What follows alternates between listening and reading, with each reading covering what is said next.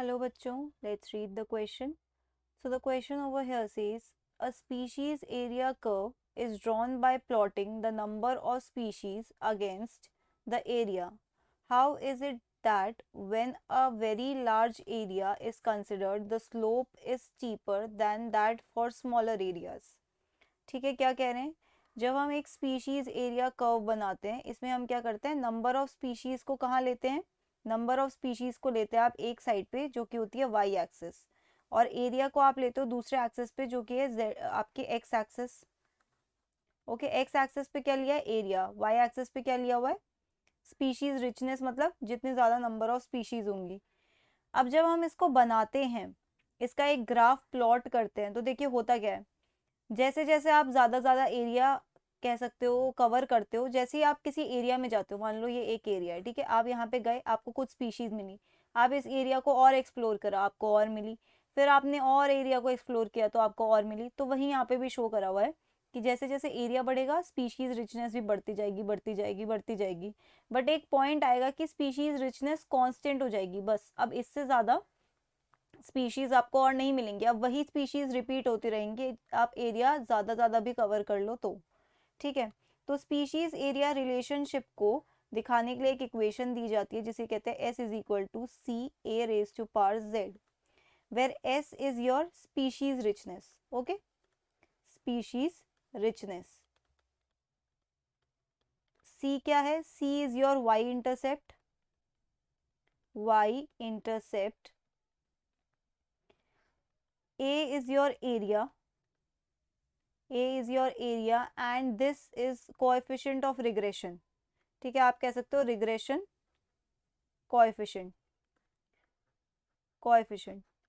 अब देखिए यहाँ पर ना ये जो Z है ये बहुत इंपॉर्टेंट है, regression coefficient, तो ये तो पार में है अभी, राइट, एक ही पार में है, तो हमें अगर इसे निकालना है तो हमें इस इक्वेशन को पूरा चेंज करना पड़ेगा। हम क्या करेंगे, दोनों साइड लॉग ले लेंगे, तो इक्वेशन को चेंज करके हम बना देंगे log S is equal to log C plus z log a। अब इस इक्वेशन को देखो, ये आपको स्ट्रेट लाइन के इक्वेशन की तरह लगेगी, y is equal to M X plus C, जहां पर ये जो c है ये आपका क्या हो जाएगा log c, z क्या हो जाएगा m, और x क्या हो जाएगा log a। ठीक है, तो log a मतलब एरिया का अगर आप यहाँ पे log लोगे, ओके, एरिया का अगर आप यहाँ पे log लोगे, और y एक्सिस पे क्या लोगे, y एक्सिस पे अगर आप log s ले लोगे तो आपको एक स्ट्रेट लाइन मिलेगी, क्योंकि इक्वेशन क्या है, स्ट्रेट लाइन की इक्वेशन है। ओके, और यहाँ पे जो z होगा वो इस लाइन का स्लोप होगा, जिसे ही हम क्या कहते हैं, रिग्रेशन कोएफिशिएंट।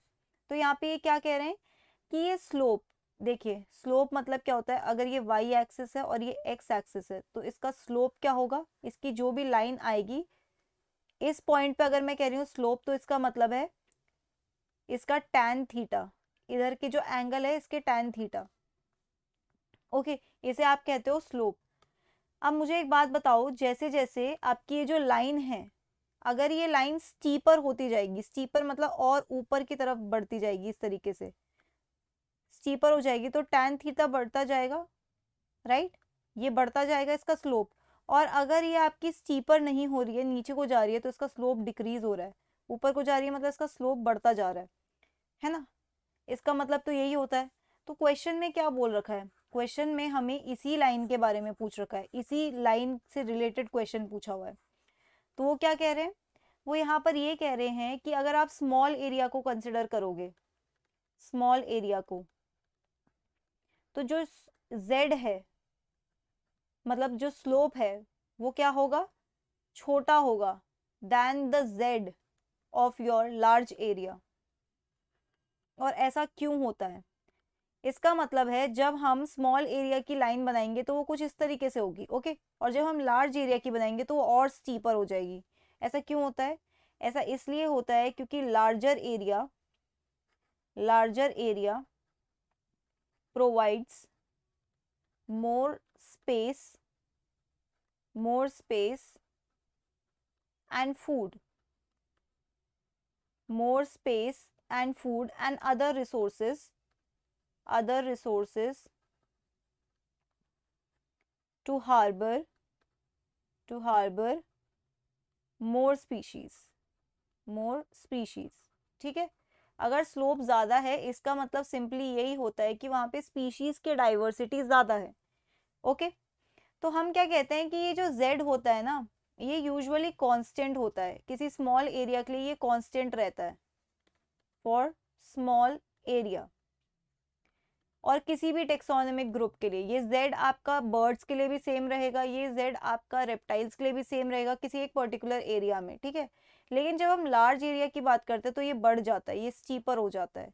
क्यों? क्योंकि उस लार्ज एरिया में ज़्यादा रिसोर्सेज है।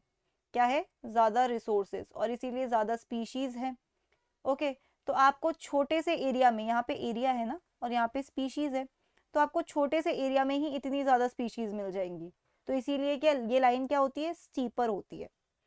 So that's it for the question. I hope you understood it well. Best of luck.